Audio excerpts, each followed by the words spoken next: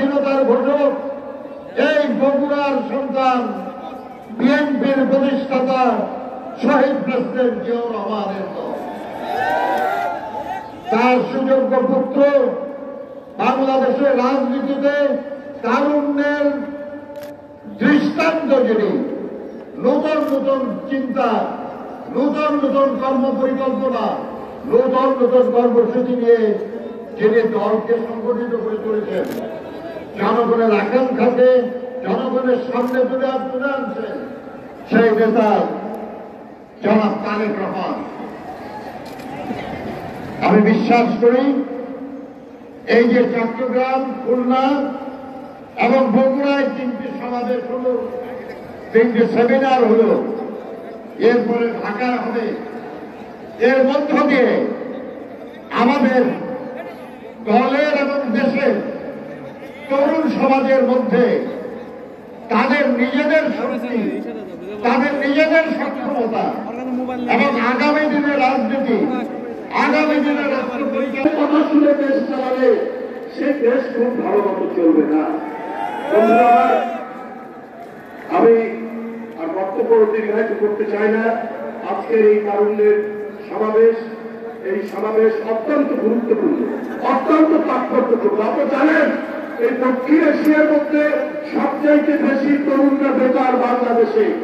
সেটা metro rail দেখিয়ে টাকা পাচার করেছেন, পদ্মা সেতু দেখিয়ে টাকা পাচার করেছেন, হাইওয়ে দেখিয়ে টাকা পাচার করেছেন, কিন্তু আপনার কোন তরুণদের তাদের কর্মসংস্থানের জন্য কিছু করেননি।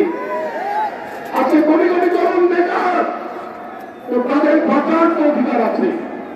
যে ছেলেটি মেধাবী ছেলে বিসিএস পরীক্ষায় উত্তীর্ণ হতে পারত, তার বাপের মামা শ্বশুর যদি বিএনপি করে তার চাকরি হয়নি, পুলিশ হাই কমিশনে তার চাকরি আউট করে দেওয়া হয়েছে।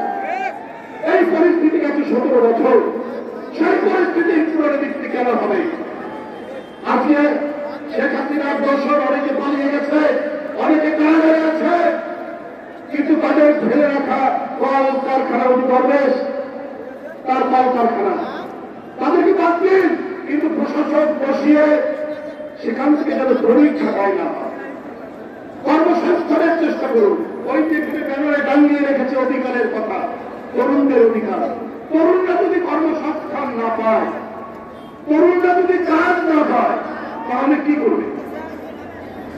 এই অধিকারের জন্য বাংলাদেশ জাতীয়তাবাদী ছাত্র দল, জাতীয়তাবাদী যুব দল, জাতীয়তাবাদী স্বেচ্ছাসেবক দল তারা দেশব্যাপী কর্মসূচি করছে এবং তাদের কর্মসূচির প্রতি আমি সংহতি জানাচ্ছি।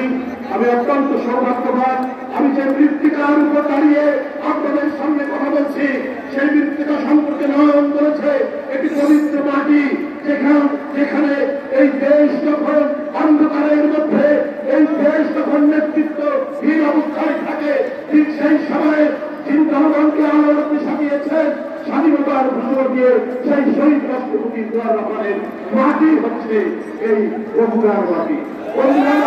তারই সুযোগ্য পুত্র, জ্যেষ্ঠ পুত্র যখন শেখ হাসিনা নির্বাচন করেছেন, 7ই জানুয়ারি নির্বাচন, মানুষের মনে হতাশা, আর কি করা যাবে, আর কোথায় দাঁড়ানো যাবে, ঠিক ওই রকম লন্ডন থেকে তিনি বারবার ডিজিটাল প্রযুক্তির মাধ্যমে গ্রামগঞ্জ থেকে শহরে গোটা জাতিকে ঐক্যবদ্ধ করেছেন, বলেছেন শেখ হাসিনা গণতন্ত্র ধ্বংসকারী, শেখ হাসিনা বাংলাদেশের মানুষের শত্রু, গণতান্ত্রিক প্রতিষ্ঠান ধ্বংসকারী, তার বিরুদ্ধে উঠে দাঁড়ায়। সেই জুলাই আগস্টের রূপকার তারেক রহমানের জন্মভূমি বগুড়ায় দাঁড়িয়ে আমি আপনাদের সামনে দুটো কথা বলতে পারে আমি গর্বিত।